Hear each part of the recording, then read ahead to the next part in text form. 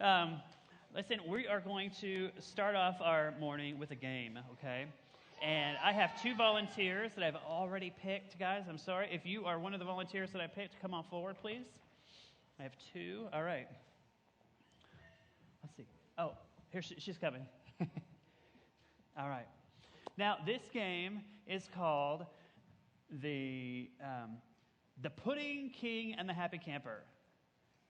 Does that sound fun? Oh, you have no idea. Okay. The Pudding King is the person who gets to stand over here, and they get to fling pudding at the Happy Camper. Okay? They're going to fling pudding all over the place.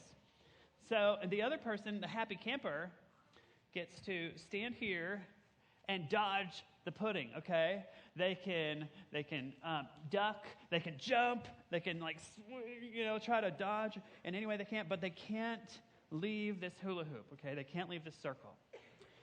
All right. Now both jobs have their challenges, but I know this is going to be a ton of fun. I want you guys to cheer for your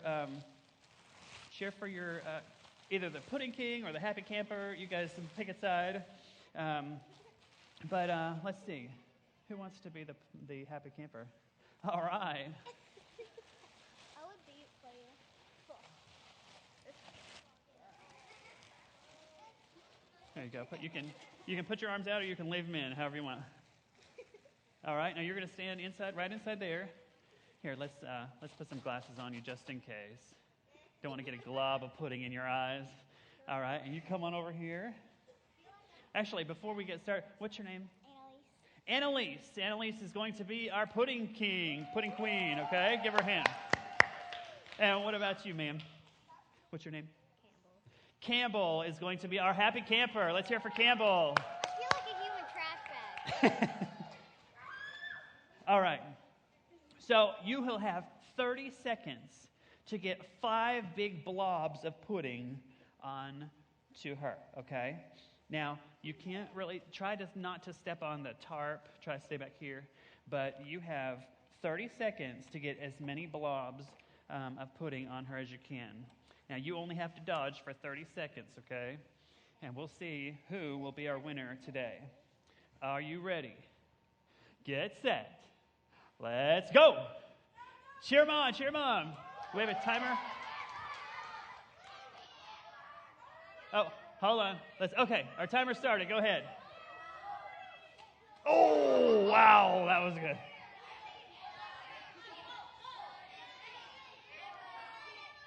Oh, in the hair. Oh. All right, dodge, move. Oh. Good miss. That was a good dodge. You missed it. Ready? Oh. All right, let's give them both a hand. All right, I see like 1, 2. I see 2 globs, but like that's a great job. You did a good job dodging. Let's hear it for our Happy Camper, okay? Good job. Both of you did a great job, okay? Let me help you take this off, and we'll get started. You know, the reason we wanted to play this game is because this was very similar. This Happy Camper, it's very similar to how David felt today. No matter what he did, Saul kept flinging things at him and trying to hurt him. And he felt like he kind of had these limitations. He couldn't retaliate. He couldn't fight back. But King Saul just kept doing things to him. It's so crazy. So I want to sit down here and talk to you a little bit. So remember, David was the... before we get into that, let me just ask a couple questions about our game. What do you think it was like to be the Pudding King? Do you think that was a pretty cool job, be able to fling pudding? No? It was? Yeah, it was fun? Okay. What kind of advantages did the Pudding King have? They had a spoon that they could fling. They had a weapon they could, They had the pudding. Were they confined, really? Did they have to stay within a certain area? No, they could kind of move around, right? What about the happy camper? Yeah, she had these boundaries she had to stay within, and it was kind of hard. The bag was actually there to try to protect her clothes anyway, so they didn't get covered in pudding. But it did make her a little bit bigger of a target, right? Well, how did she react? How did the happy camper react when she got hit? Did she be like, "Oh man, I'm gonna throw this back at you"? She was just happy, right? She's like, "Woo! I'm dodging pudding, yeah!" So, is there anything that the happy camper could have done differently, do you think? I mean, what to try to avoid the pudding? Like, is there a whole lot that she could have done? Yeah, there's really not a whole lot she could have done. In the last session, somebody said, well, she could have not raised her hand and just not been a volunteer. and while that's true, sometimes God picks for us the task that he has for us to do, and we don't get to choose. David was just out in the field, minding his own business, taking care of his dad's sheep, when God said, I want you to be the next king of Israel. And so he didn't choose that for himself. And we're going to see even more how he honored the Lord with what the Lord wanted to do through him.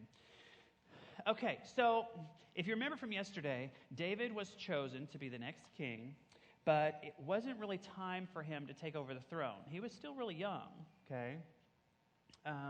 He was still tending sheep in his father's flock, but something happened to King Saul. I believe God kind of removed his hand of protection off of Saul because Saul kept making bad decisions and he stopped following God. And so Saul started having his anxiety attacks. Like he would get really upset and really anxious inside. And one of his advisors said, oh, King Saul, maybe you should find somebody to play some music for you because music can make you feel better. It can help you feel more relaxed. How many of you have ever just sat and relaxed with listening to music? That can be like fun, right? You just chill, listen to music. Well, this advisor said, hey, I've got this CD that I play all the time, and it's like super awesome. It's harp music. Like, maybe you should get somebody to play the harp for you. Like, did he really have a CD player? No, I'm just kidding. But he had, so they found out that David was actually a really great harp player. He would sit out in the fields and he would just practice all the time while he's watching his sheep, right? So he was very good at playing the harp. So they invited him to come to the castle, to the palace, and live with the king. And whenever he would kind of feel anxious or upset, he would just break out his harp and he would start playing, and it would help the king calm down. And, Saul appreciated it so much. He was just so glad to have David there that he actually gave him a job in the army so that he could be there all the time. But let's see, where am I? Yes.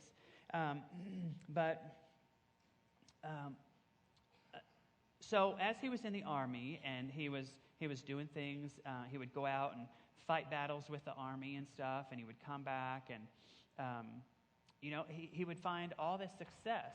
Like everything that David did, the Lord blessed. And he would go out and he would fight these battles with the army, and he would always win. And they would fight the Philistines, who were like one of their big enemies, okay? And they would win every time. And God just kept blessing David and blessing David. And, after not long after David killed Goliath, remember, he was just a kid, right, when he killed Goliath. Well, he actually got a lot of advancements in the army, like his job. He kept getting promotions because he kept doing so many great things. You know, when David killed Goliath, was he the biggest person there? No. Was he the most talented person there? No. Was he the strongest person there? No. There were so many people who were probably more qualified to kill that giant than David was. But see, David trusted God. He trusted that God's plan was the best plan. And he knew that this guy was making fun of his God. He was mocking God. He was mocking God's people. And that upset David. He was like, I'm not going to allow you to talk about my God that way. And he got really upset. And so he said, God, you just take care of this giant. All I know how to do is use a sling. And so I'm going to do it. And he kills the giant. And it was so amazing. And everything he did after that, he just kept getting blessed more and more and more. Well, there came a time when David's doing so great. He's being so loyal. He's been such a good friend to King Saul. Like he just loves his king. And he plays the harp whenever he can to help calm the king down. And then that's kind of where our story picks up. All right, so in 1 Samuel chapter 18, if you have your Bibles, you can turn to 1 Samuel chapter 18.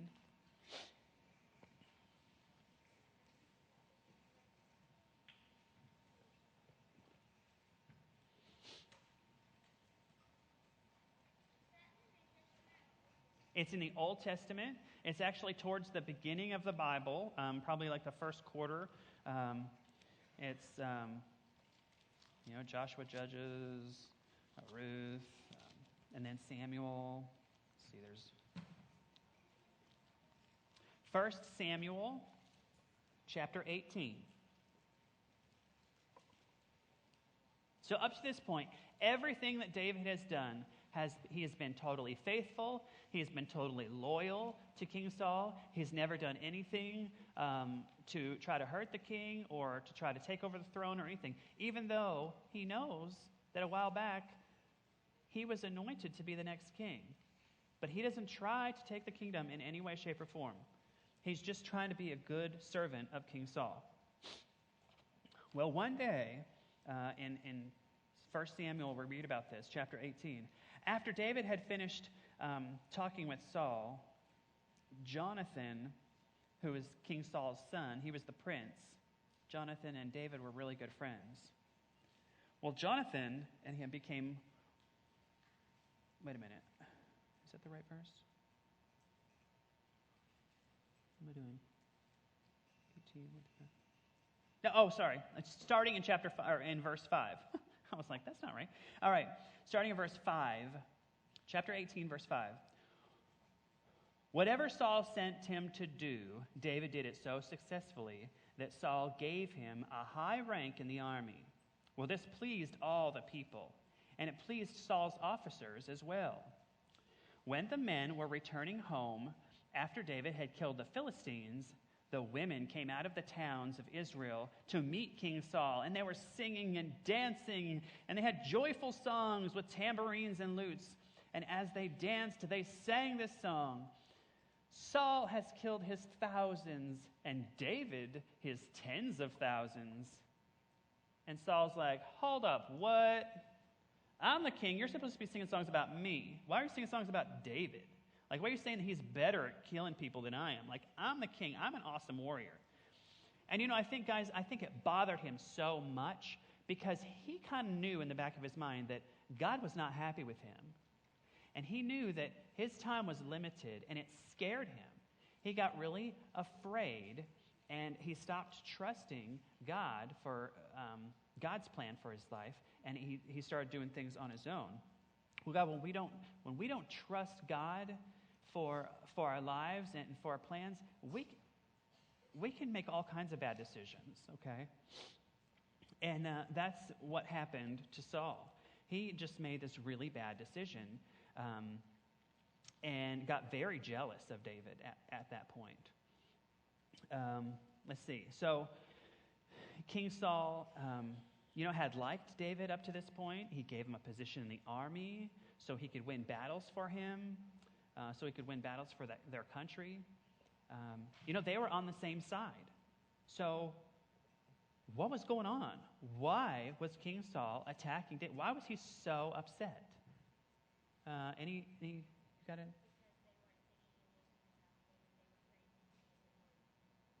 The people were praising David greater than they were praising King Saul, right? Yeah.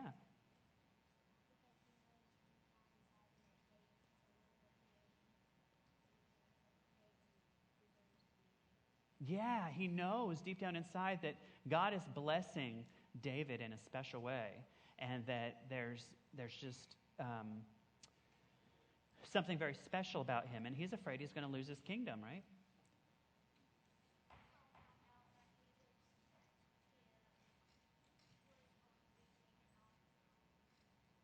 Yeah, he's afraid he's going to be taken off the throne.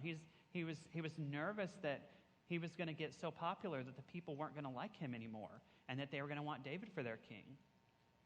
And even though, that was kind of a self-fulfilling prophecy, that did actually happen.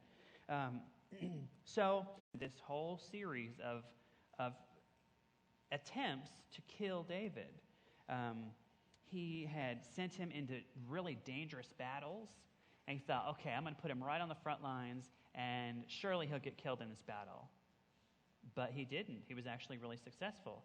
And so he even took David's very best friend, who was Jonathan, that was Prince Jonathan, Saul's own son, and he said, listen, Jonathan, you need to kill David. He trusts you, I want you to take him out and just kill him. He was like, no, I can't do that. So every time something like that would happen, David would escape.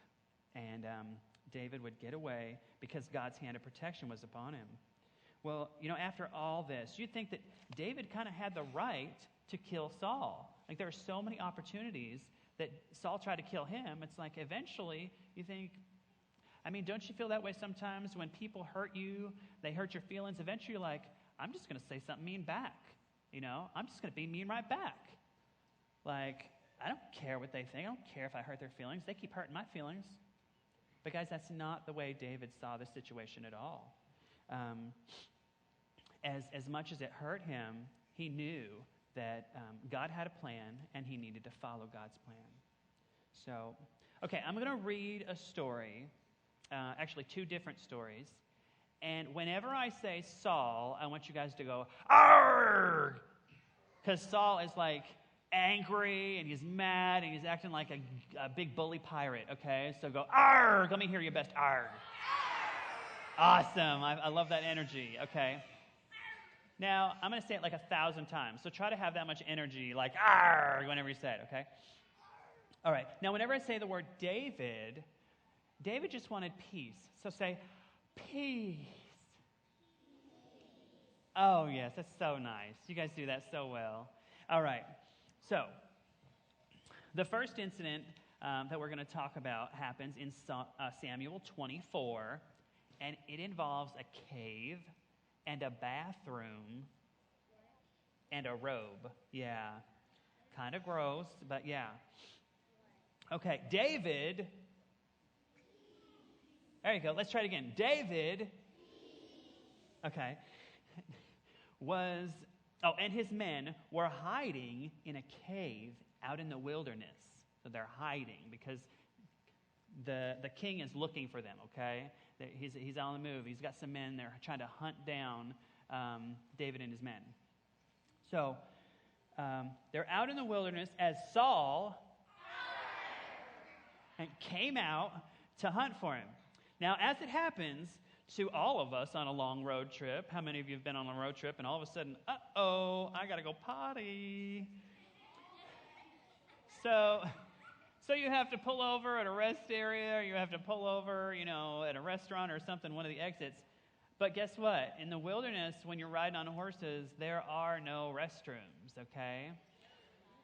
So sometimes what they would do is they would walk into a cave. They'd kind of pull over and go into a little cave and then go potty in the cave so nobody could see him. Yeah. So, kind of gross to be walking along in a cave and all of a sudden you see potty. Okay, but anyway, so Saul needed to use the restroom. Now, so Saul found a cave and went inside. Now, this just happened to be the same cave that David and all his men were hiding in. They were like, oh no, here comes somebody. Hide, everybody hide, quick, quick. So they all jump back and they hide, all right? And then they realize, oh my goodness, it's the king. Oh my goodness. So everybody be quiet, shh, shh, be quiet. So they're all hiding in the cave, and David's men told him, dude, this is your chance. Like, he's using the body. Like, just you could totally wipe him out right now, and he wouldn't even know. Like, this is awesome, dude. Okay? And they're like, okay. So, but David had a heart to follow God. So David snuck up behind Saul, and he cut off a little corner of his robe. All right? He just cut off a little corner of it. Well, when Saul had finished using the restroom, he went back outside, and David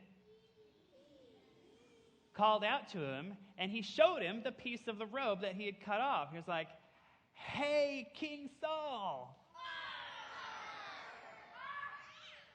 I don't want to hurt you, and if I did, I could have just hurt you right now, but I didn't. See, this is proof that I could have hurt you. I cut off a little piece of your robe. And he's like, what? Looking at his robe.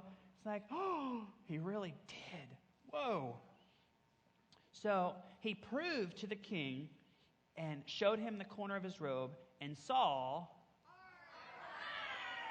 was humbled, and he went home without harming David, at least for that day. Okay? All right, so then there's another story, all right, where in the second story, we read about, I want you to continue with your args and your pieces, okay, for me, just a little bit longer. All right, so this story involves a tent and a jar of water and a spear, okay? Now, even though David had spared Saul's life, the king had not given up hope, or have not given up trying to kill David. He was just so furious with his own anger and his own rage that he just kept up this silly fight.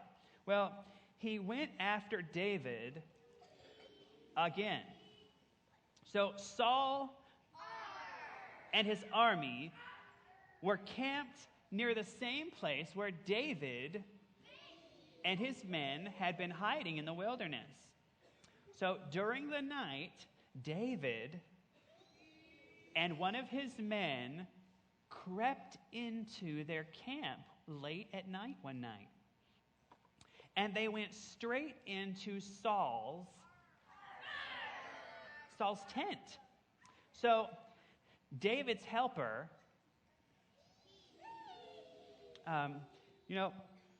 he actually wanted to kill Saul. He said, oh, King Saul, or he was like, David, just let me at him right here. He was like, I will get him, I'll take care of him for you.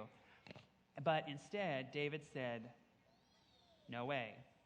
All we're going to do is we're going to take this jar of water and we're going to take this spear, okay? Because that was Saul's drinking water, and it was a spear that was laying right next to his head, okay? So after they leave, they turn around and they call out to the guards, and they were like, hey, guards, wake up. And the guards like, what? Because they had fallen asleep, right? They were supposed to be standing guard, and they fell asleep. Well, they said, hey, wake up Saul, and I want to talk to him. So he says, thank you. He calls out to the camp, and he says, hey, King Saul. Once again, if I wanted to kill you, I could have killed you. Look, this jar of water and this spear were in your tent, laying right beside your head. And if I wanted to, I could have killed you tonight, but I chose not to because I'm faithful and I'm not going to do that. Will you please stop this nonsense and believe me that I don't want to hurt you? So David proved once again to Saul that, that he didn't want to hurt him. He spared his life. So, guys, you did a great job with the R's, and I know that gets old after a while, so give yourselves a hand. Yeah, with the R's and the pieces. All right. So I want to ask you a question. What can we learn from David from all of this? What do you think? What do you think we can learn about David in his battles with Saul? Okay. You guys got a couple comments? Yeah. Not everything can be resolved with violence. Okay, yeah, that's true. That's right. Just because somebody does something bad to you doesn't mean you have to retaliate with the same kind of actions and stoop to their levels, right? Yes, sir, in the back. To be brave? Yeah, okay.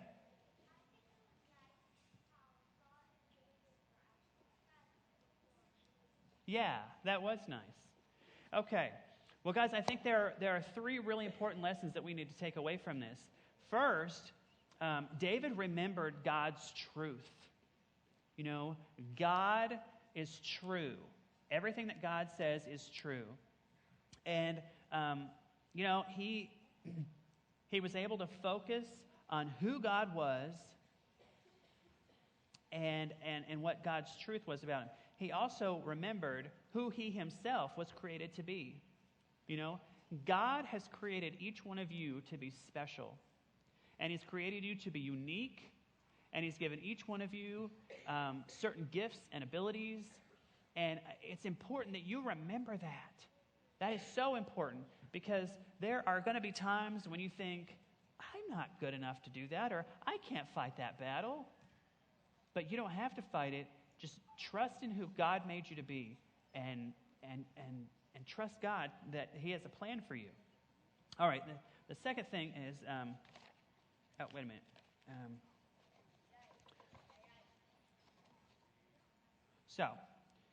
I have this little magnifying glass here, and I want you to think about this with me.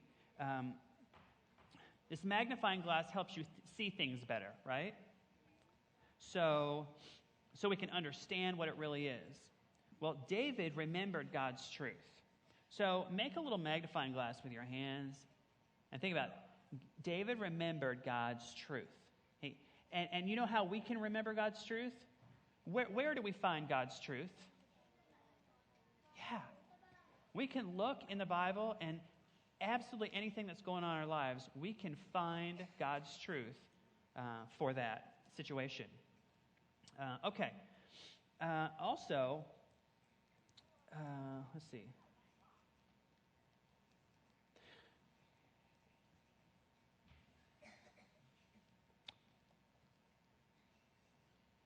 Okay. Can I have all my third graders? Okay. All my third graders, can I have you look up Psalm 142? And all my fifth graders, fourth graders. Do we have fourth graders in here? Okay.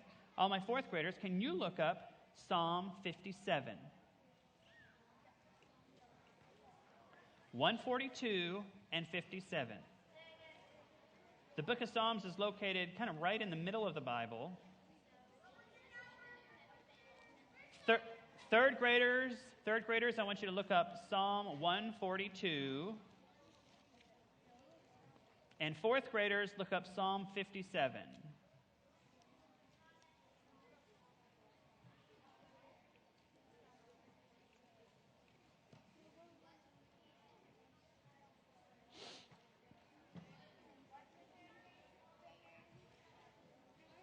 Now, we're going to start with Psalm 142 with the third graders. I want you guys to read through that, or maybe we can read through it together.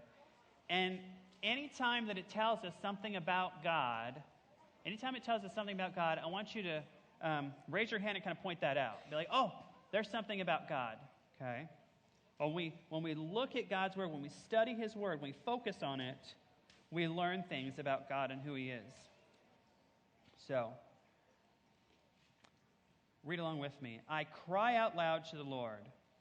I lift up my voice to the Lord for mercy. You see anything there about God yet? It says that he cries to God for mercy. So David tells us that God is merciful. Okay? We know that he can give mercy because David looks to him to find mercy. All right? Now, I pour out my complaint before him. That means I tell him all my problems. And I tell him all my troubles. So we know that. Any idea what he means there? That means that God listens to us. Anytime we have trouble, we can go to him and he will listen to us. Okay? When my spirit grows faint in me, it is you who knows my way. So God knows us, right? David said he knows. Do you know David wrote some of these Psalms when he was in the cave hiding from Saul? Like, that's pretty cool, right? Like, I want to encourage you to read the rest of this on your own. But let's see, fourth graders, you guys want to read Psalm 57 with me? Is that the one we're doing? Yeah. Okay. Do not destroy. Oh, sorry. Have mercy on me, oh God. Have mercy on me. For in you my soul takes refuge. Again, we see God is merciful. And so David looks to him and he says, oh, Lord, I know you're merciful. Please have mercy on me. What I'm going through right now is really hard. He said, I will take refuge in the shadow of your wings until this disaster has passed. You know, sometimes, guys, in life, hard things happen to us in the Scriptures. And I want to encourage you guys, get in the Scriptures and learn who God is, because he will guide you and love you. As you continue to focus on him, he'll teach you what he wants for you. Okay, so David has like 600 men, and Saul has, you don't have to do the arg anymore, okay, you're good. We don't have to do the pieces anymore. Saul has like just 3,000 of his very best men out looking for him, ready to defeat him. But David took time to remember who God was. He was the Most High God. He was in charge over heaven and earth. He was full of love, and he was willing to send from heaven help to save his children. David knew that he belonged to God and that God loved him.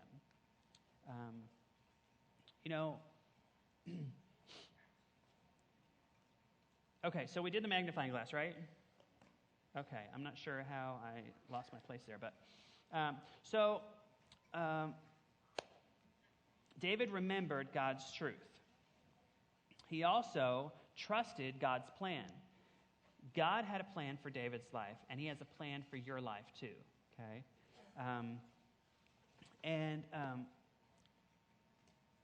He could have tried to change the plan, he thought, well, you know what, when I was younger, God had me anointed as the king, and so I'm just going to go ahead and take care of things myself. But he didn't do that. And that leads me to the last point, which is he trusted God's timing. You know, sometimes we want things to happen faster, don't we? Have any of you ever, just really wish that God would move things along a little faster? Yeah. I have too. But guys, waiting on God's timing is so important because he gets all these different things in place for us and for our journey and for our path, and they all work together. So there were a couple different times that David could have taken Saul's life. Both of those examples we read earlier. He could have killed him, but he chose not to. He trusted God's timing. You know why? Because he knew that King Saul was the person that God had chosen. He knew that he was the person that God wanted to be the king, at least for that point. And, remember when we told the story about how he cut off the corner of his robe?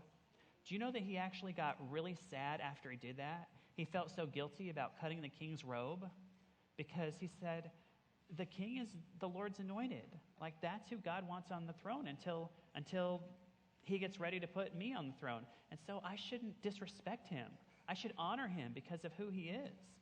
He may not be honorable. He may not be acting honorable right now, but I can honor who he is because God put him in that position. I don't know, maybe you have a teacher or somebody that is not very nice, and sometimes you want to be disrespectful to them or maybe be a little mean to them.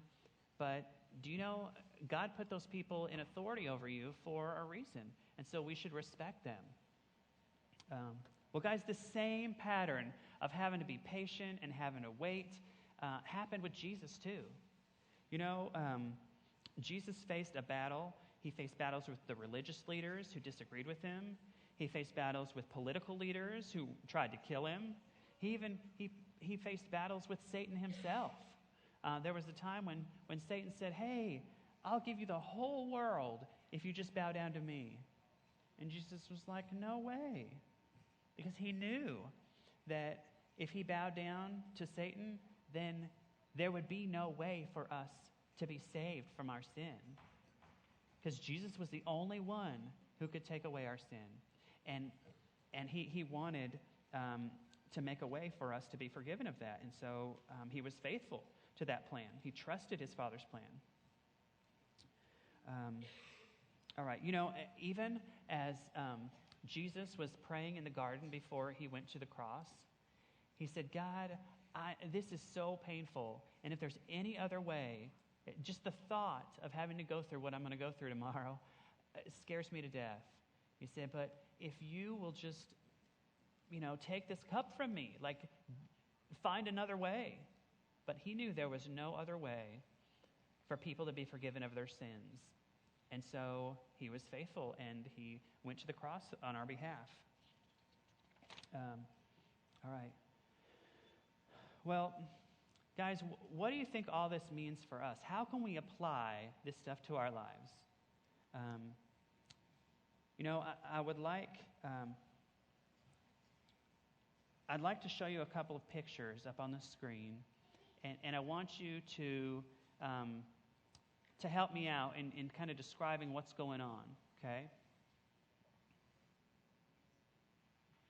What do you think's going on in this picture? Yes, ma'am. Yeah, they didn't let him play. They're making fun of him. Any other thoughts?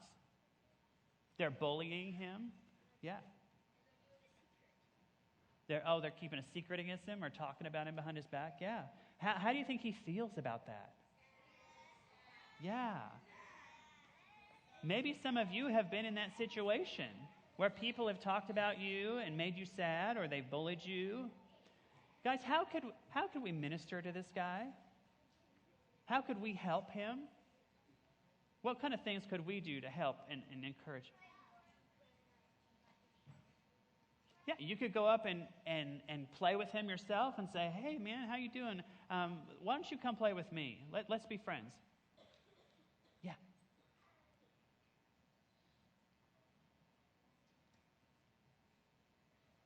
I'm sorry, I can't hear you. Oh, yeah, you could be kind to him. Exactly. That's awesome. What if you're the person who's being bullied? What if you're one who's actually being made fun of and you're sad? How do we let Jesus fight our battles? Do we go up to him and say, "You guys are so mean. I don't like you guys at all. I'm going to beat all you up"? Is it? Yes. She has a great point. Sometimes people do things just to be mean, but just because they want to, feel important. But she says, just talk to them and say, "Hey, guys, what's going on? How come you're, making fun of me? Why are you doing that?" Sometimes when people are confronted, they will totally be like, "Whoa, I wasn't expecting that. Okay. Well, we just thought that was silly, and we thought it would be fun to do. And We really didn't mean to hurt your feelings. But sometimes people are mean, and sometimes they are hurtful. If they don't respond well, what can we do?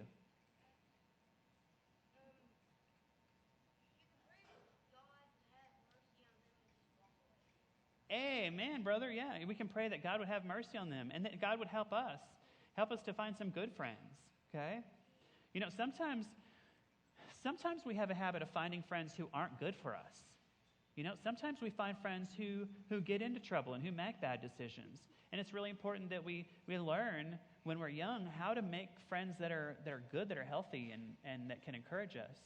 All right, I've got another picture. If you've got some comments, go ahead. Now, what's going on here? Picture, yeah.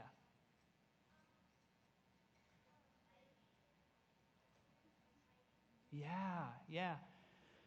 I don't know if any of you have been through this situation, but that can be really scary to watch your parents fight and argue in front of you. It looks like this guy is really scared, you know, and he's really frustrated and hurting. Do you think he's happy about that or sad? Yeah. Well, guys, how can Jesus help us if we're going through that situation? You know, or how do you think Jesus could help him? And let's see. Somebody haven't chosen it. Green shirt in the back. Yeah. You could pray that God would just ask them to get along and to help, right? Yeah.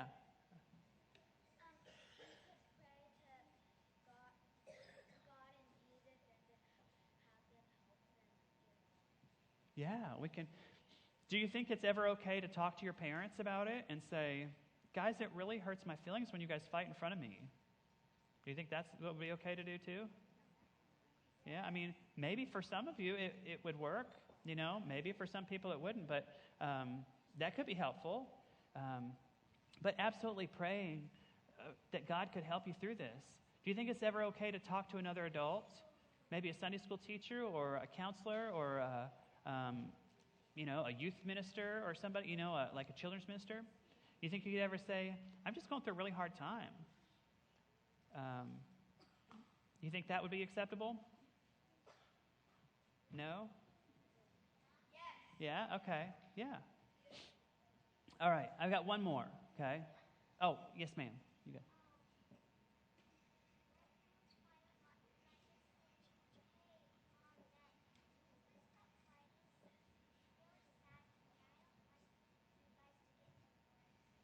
Oh, wow. Yeah. Thank you for sharing that. That's really powerful. You know, if you didn't hear that, she said, my parents fight a lot sometimes, and it's scary for me. And I just told them, she said, could you guys not fight in front of me? Because it really scares me. It makes me afraid you guys are going to get a divorce. And that scares me. That can be scary for you guys. I totally understand. It can be scary for adults, too, when they see people fighting. All right, I've got one more picture.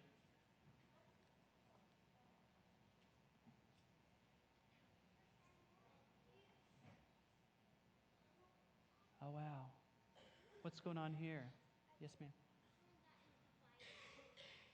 Actually, what this picture is trying to show us is that somebody's really sick, they're dying, or they're just really sick. Maybe they're not dying, but they're in the hospital, and their loved one is with them, and they have to wear all that suit and all that stuff on top of them to help protect and not spread germs, because the person in the hospital bed is really, really sick right now. Yes, ma'am. I'm sorry, I can't hear you.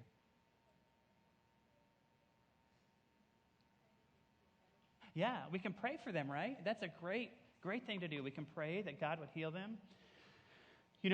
And sometimes God does heal people, doesn't he? But sometimes God chooses not to heal them. How can we encourage people who are going through a hard time, or maybe even you're going through a hard time because somebody close to you is sick and is not doing well? How can we? Yes, ma'am.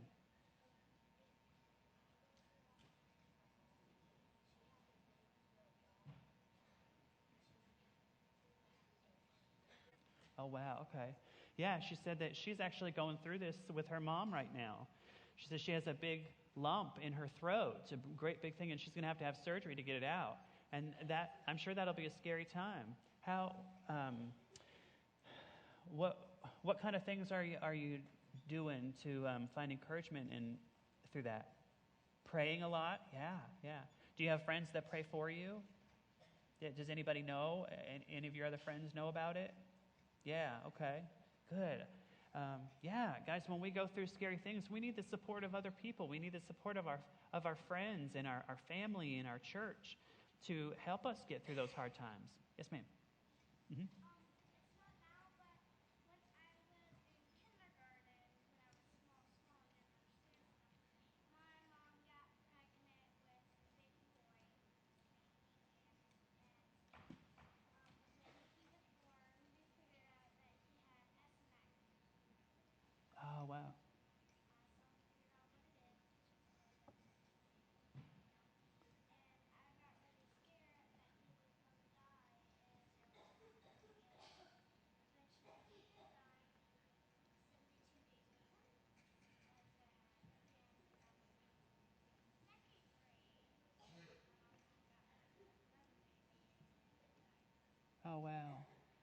I'm so sorry to hear that. That breaks my heart for you. She said that when she was in kindergarten, her mom got pregnant with a baby, and they found out that the baby was really sick, and the baby died when it was just 72 days old.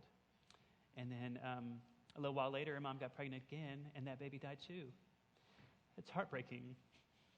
I have a good friend right now that I shared with the last group that he's going through cancer right now, and he's not really doing well. And